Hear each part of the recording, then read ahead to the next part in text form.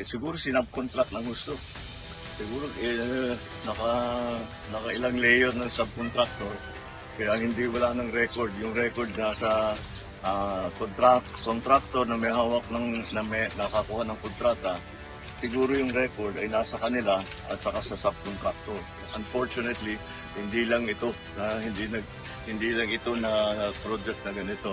Kailangan ba natin tignan ng mabuti lahat ng mga iba? Nabanggit namin yon kay BBM na ganun ang ginawa, pero noon ay wala siyang reaction. Tapos bigla ngayon, meron na siyang reaction. Paniwala ko, ginagawa nila yan para lang sabihin sa susunod na baha na, tingnan nyo, may ginawa naman kami. Pinaghahandaan niya lang yung excuse niya para sa susunod na baha. Blacklist na rin ang mga mapang-abusong kontratista na bukod sa palpak ang trabaho ay maaaring sangkot sa mga illegal na gawain. Ano po yung masasabi nyo sa sinasabing koneksyon ng ilang contractors sa ilang senators like Senator Bongo po? Una sa tanong ay tinanong po natin si Secretary Bonoan, hindi pa po nagre-reach out ang St. Timothy. At patungkol naman po doon sa mga top 15 contractors na di umano may kaugnayan sa mga senador, katulad ni Senator Bongo, paiimbestigahan naman po ito. Katulad na sinabi ng Pangulo, malapit man, kaibigan man, malapit sa kanyang puso. Kung nakakasama sa mga anomalyang katulad nito, ito po ay paiimbestigahan at pananagutin ang dapat managot. Kumusta? Welcome sa lahat nating mga suking taga-subaybay sa ating live streaming. Ito na, no? May napaulat na dawit si Senador Bongo sa isang sa kontratista kaugnay sa flood control at proyekto. At ito'y mariing pinabulaan niya, ngunit ito'y pinaimbestigahan na. Samantalang si Archbishop-elect Abitoy ay nag-post ng kaniyang prayer, Archbishop-elect ng Archdiocese of Cebu.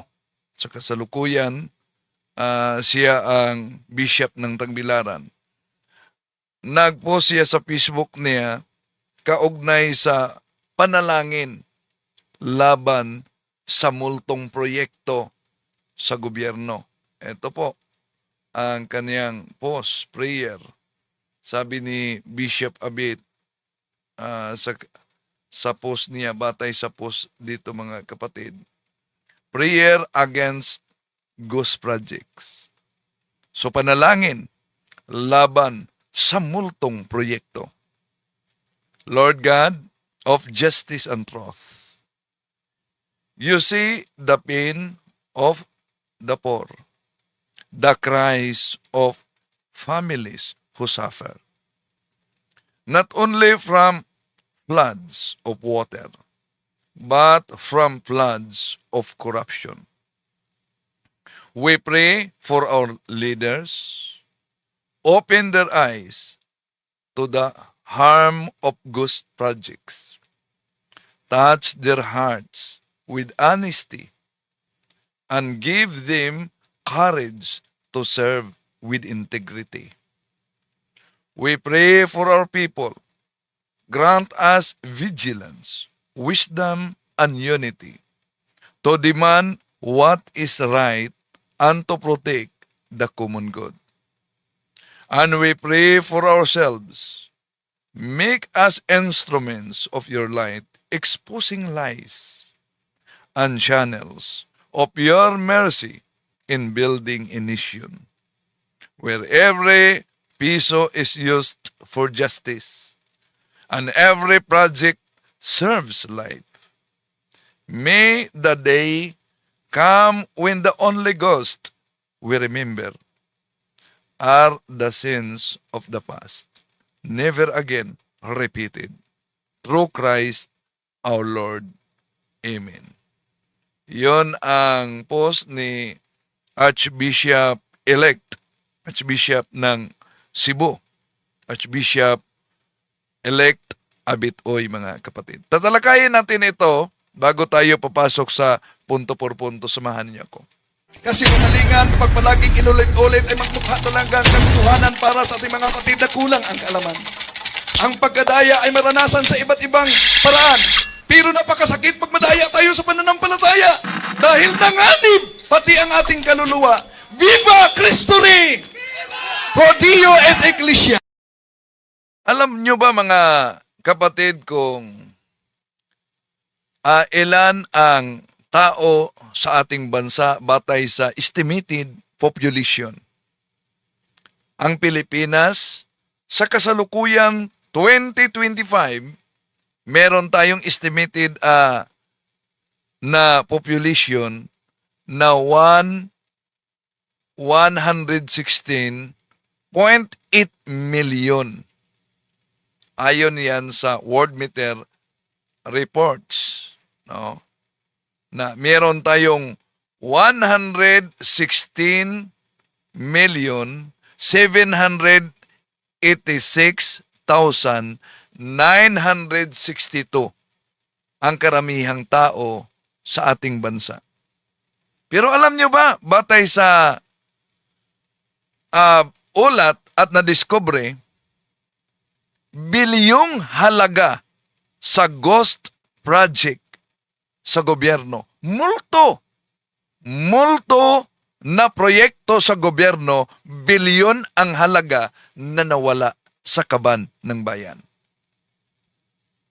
Imagine, mga kapatid, sa total population na 116.8 million, kumpara natin sa bilyong halaga na nawala sa ghost project sa kaban ng bayan nitong mga multong proyekto. Kahit pa itong total population ng ating bansa, bigyan bawat isa ng 1 million. Di ba? Bawat isa 1 million. Mas malaki pa ang halaga na nawala sa multong proyekto. Ibig sabihin, bilyonaryo tayo. Ang issue dito, naghirap ang karamihan itong 116 million na populasyon. More than, mahigit. Karamihan mahirap.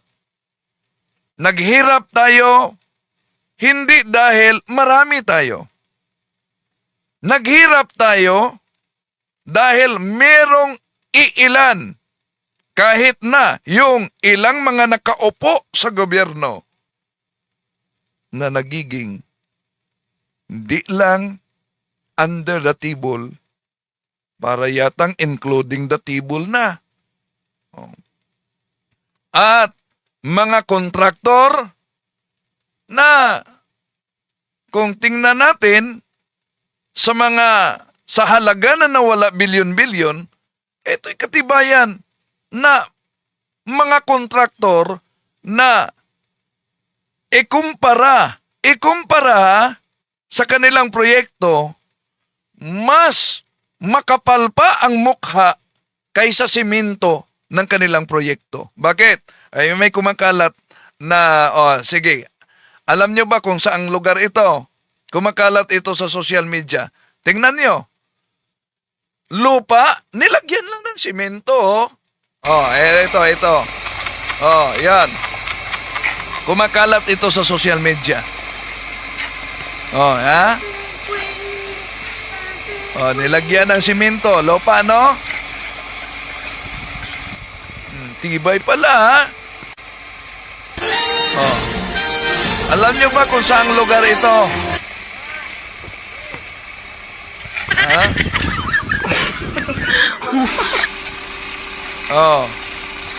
Nilagyan ng simento.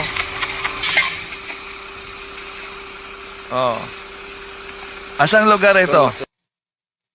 Ha? Grabe talaga, ano? Pero bago dyan, basahin muna natin ang mga pumasok ngayon. Sige. may mga nakakaalam ba kung saang lugar yan? I-comment ninyo mga kapatid kung alam ninyo kung saang lugar yan. Grabe.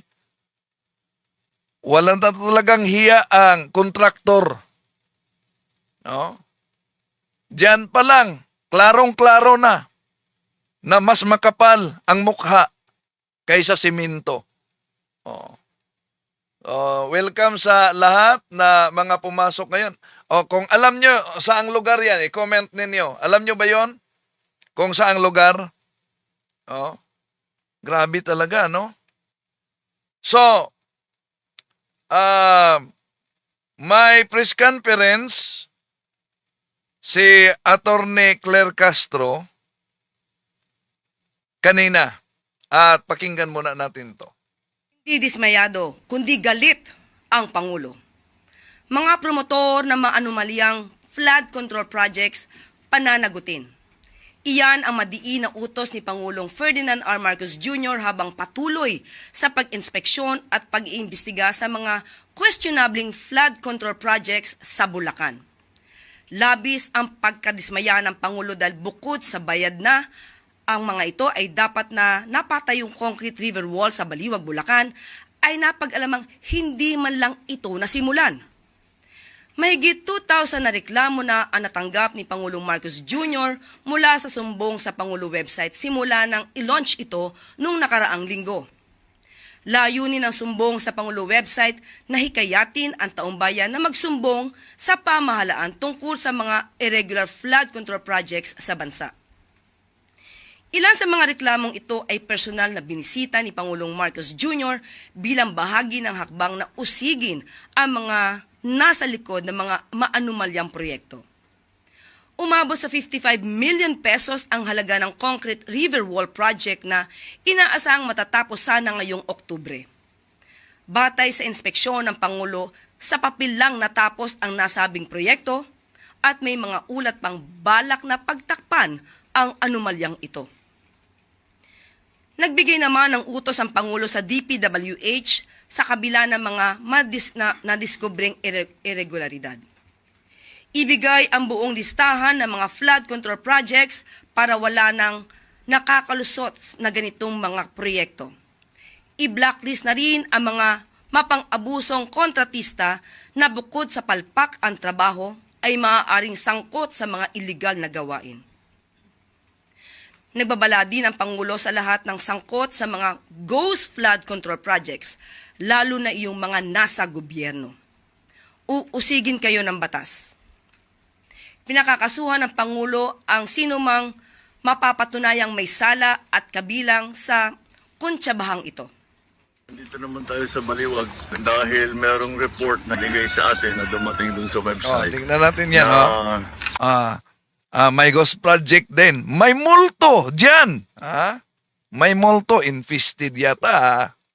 itong kontrata para sa isang 55 million contract for the construction of reinforced concrete river walls at Pulok 4, Barangay Piel, Baliwag, Bulacan. Lahat itong project na ito, ghost project. I'm getting very angry with what's happening here. Walang ginawa, kahit isang araw hindi nagtrabaho, wala. Opo. Wala kang makita, puntahan ninyo, wala kayong makita kahit na ano. At maaari na po tayong tumanggap na inyong mga katanungan. Unang tanong mula po kay Chris Jose ng Remate.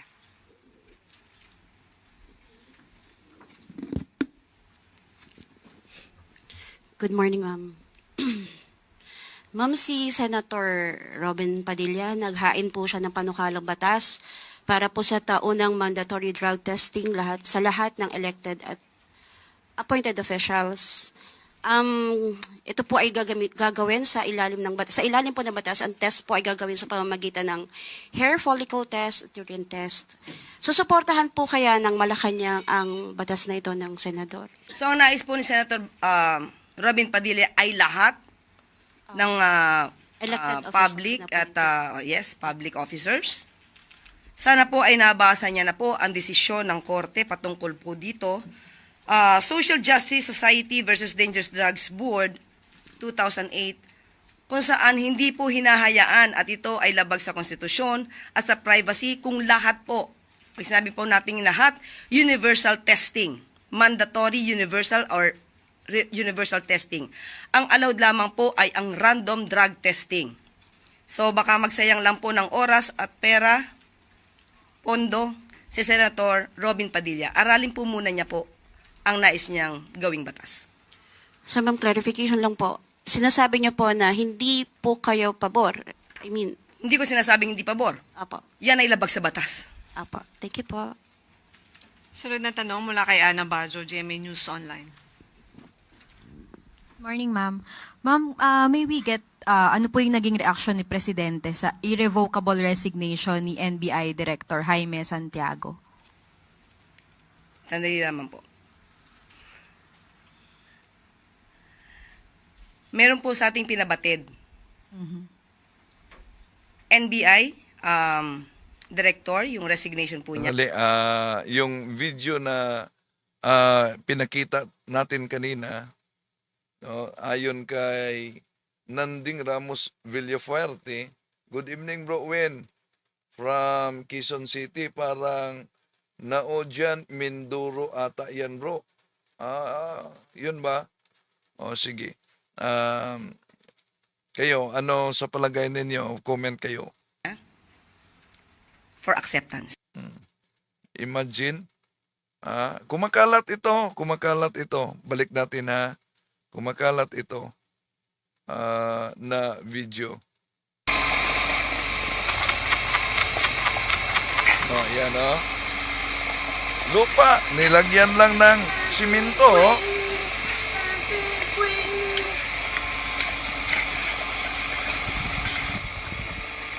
At habang tinatalakay natin ito na realidad mga kapatid, may nagkomento diyan na nagkukomento na parang galit na galit sa atin. Bakit ba pabor ba kayo nitong korupsyon na ito?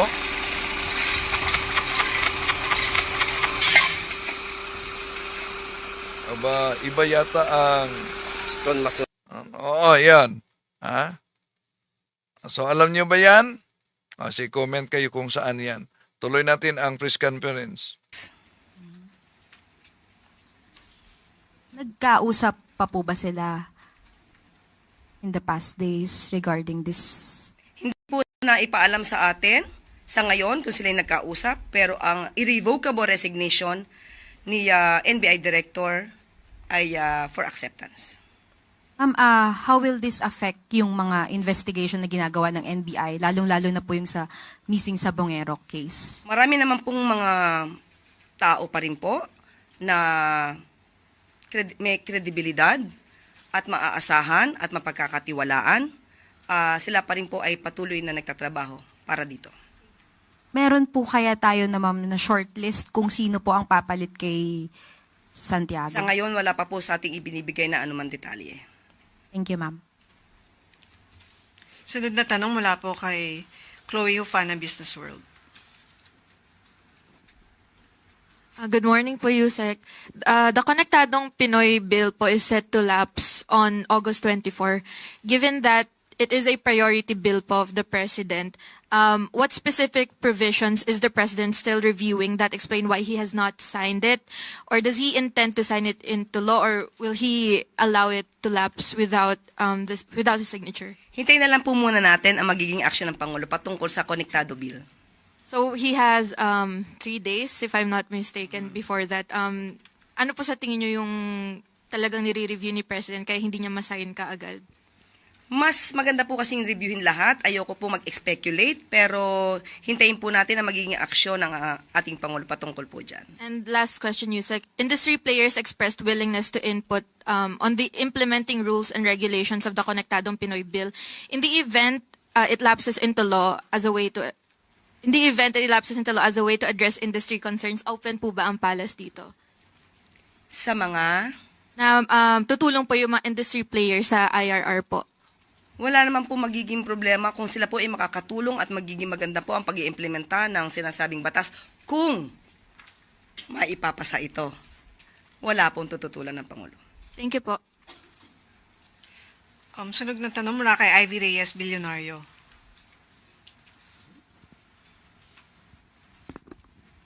Morning po, Yusek. May we get the palace's reaction to former DPWH Secretary Rogelio Singson, who's questioning the administrations that came after the Pinoy admin. Sabi po ni former Sec, the Aquino admin left a 351 billion peso flood control master plan, but that succeeding governments never acted on it po. Nadinig po rin natin yan at tinanong po din natin si Secretary Bonoan kung na-turnover ba itong mga sinasabing master plan. Sa kanyang pagkakaalam at sinabi po sa atin kanina ay wala rin po siya natanggap. Thank you po. Sunod na tanong mula kay Ann Soberano, Bombo Radio. Thank you, Yusek. Good morning. Ulitin ko lang, yung kay Ivy, walang natanggap na turnover mula kay then Secretary DPWH Secretary Mark Villar, si Secretary Bonoan. Yusek, good morning. Nung Monday po ang budget briefing ng DBCC and according to Finance Secretary Ralph Recto, may winidheld o hindi pinarelease ni Pangulong Ferdinand Marcos Jr. ang nasa 60 to 80 billion pesos na pondo under sa 2025 national budget dahil hindi ito naka-align sa Philippine Development Plan ng administration. May we know po, Yusek, kung ano-anong mga proyekto po ang under sa nasabing pondo po na nasa 60 to 80 billion pesos? Ayon po sa DBM, karamihan po dito ay mga infrastructure po ng DPWH na karaniwan po ay inserted po by the Congress. So, yun lang po ang binigay sa ating impormasyon ng DBM. So, ano pong gagawin doon sa winidheld na pera po na ni Pangulo? Ano pong gagawin ng gobyerno? Muli, tatanungin natin ang DBM kung anong gagawin dito dahil hindi pa naman po tapos ang 2025. Okay. Reaction lang po, Yusek. According din kay Secretary Arsenio Balisaca na malapit na po tayo pumunta doon sa upper middle income threshold. Konti na lang po. Reaction po ng Palace dito. Of course, masaya po ang palasyo dahil nakikita po natin ang pagtatrabaho ng administrasyon para po mapaganda ang ating ekonomiya. At ang sabi nga rin po ni Secretary Balisacan ay $26 na lamang po ang kulang at hoping po na nito pong taon na to, 2025, ay maaati na po natin to. Pero malalaman po natin ito sa July 2026. Thank you. So, tignan po na lang natin. Thank you. Sunod na tanong mula kay Clisel Pardilla, PTV. Magandang umaga po, Yusek. Yusek, the President called out St. Timothy Construction. Has a company reached out to the DPWH or OP? At ano po yung masasabi nyo sa sinasabing koneksyon ng ilang contractors sa ilang senators like Senator Bongo po? Una sa tanong ay tinanong po natin si Secretary Bonoan, hindi pa po nagre-reach out ang St. Timothy. At patungkol naman po doon sa mga top 15 contractors na di umano may kaugnayan sa mga senador, katulad ni Senator Bongo, paiimbestigahan naman po ito. Katulad na sinabi ng Pangulo, malapit man, kaibigan man, malapit sa kanyang puso, kung nakakasama sa mga anomalyang katulad nito, ito po ay paiimbestigahan at pananagutin ang dapat managot. Follow-up question po. Nabanggit niyo po, Yusek, na walang timeline pero pinamamadali yung investigation. Can the Palace assure that there will be a conclusion sa mga investigasyon or may maparurusahan before the President term ends? Thank you po. Yan po ang gagawin po ng Pangulo. Sa kanya pag-iimbestiga, kinakailangan po na may managot. At ninanais din po niya na makumpleto ang bawat ebidensya. Mahirap magturo lamang nang hindi mapapatunayan. Magsasayang lamang po ng oras. Kaya kinakailangan po ng Pangulo ng masinsinang pag-iimbestiga patungkol dito. Sunod na tanong mula kay Tristan Nadala, Newswatch Plus. Hi, Yusek. Good morning. Vice President Sara Duterte recently made a short trip to Paris, France after her visit to Kuwait. And based on our monitoring, she outnumbered the number of foreign trips of the President, 11 kay VP Sara and at least 5 kay Pangulong Marcos. So can Malacanang confirm if all of these trips, whether official or personal, were duly cleared and approved by the Office of the President? And does the the palace support calls from lawmakers to release all travel records ng mga public officials kasi hinamon po ni VP Sara yung mga mambabatas to release their travel records. Dapat po bang gawin na yon para mawala yung mga questions ng mga tao? Yung travel po ng Vice Presidente, natuloy din po yung sa Kuwait. Yan naman po ay may travel authority. So, hindi naman po siya mapipigilang umalis sa mga araw na gusto niyang umalis. So, clear naman po yun. May travel authority po. Pero ma'am, yung paglalabas, dapat ba isa publiko na rin yung mga travel documents or travel records? Ng mga mambabatas, And even VP Sara din. obligasyon naman po nila yun. Kung gusto po nilang ilabas, basta po ang Pangulo kapag ka po lumalabas, alam naman po ng media. At pinapaalam po at nagre-report ng kanyang mga pangyayari at kanyang maaaring nakakuha ng mga investments at para sa mga turismo.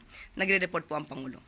Okay. Okay, yan ang bahagi sa press conference kanina kung saan tinanong ang may kaugnay sa pagkadawit ni Senador Bungo sa umanong kontraktor, no? At posible na marami pa, lalo na sa House of Contractors, o House of Representative pala. Dahil nauna nang sinabi ni Senador Marcoleta, ang daming contractors dyan sa Kongreso. At sana itong isinagawang investigasyon nila, mga kapatid, hindi lang ito papugi. Masampulan talaga. Sana managot ang dapat managot. Yung mga buwaya na responsable sa pangnanakaw sa bilyong halaga ng pera ng taong bayan. Kaya nga may panalangin si Archbishop-elect Abit Oy kaugnay sa ghost projects, multo na mga proyekto. Grabe talaga, no? Grabe na talaga ang problema sa korupsyon ng ating bansa. Pero kahit na sa eleksyon, di ba? Vote buying, bahagi yan sa korupsyon. Kayo? I am Catholic, I am